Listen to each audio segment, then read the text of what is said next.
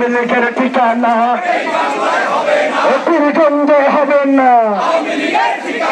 ছাত্রলীগের ঠিকানা যুবলীগের ঠিকানা আল্লাহু তাকবীর জামাত ইসলামী জিন্দাবাদ জিন্দাবাদ জিন্দাবাদ জিন্দাবাদ জামাত ইসলামী জিন্দাবাদ জিন্দাবাদ আবু সাইদ মুক্ত শেষ হয়নি যুদ্ধ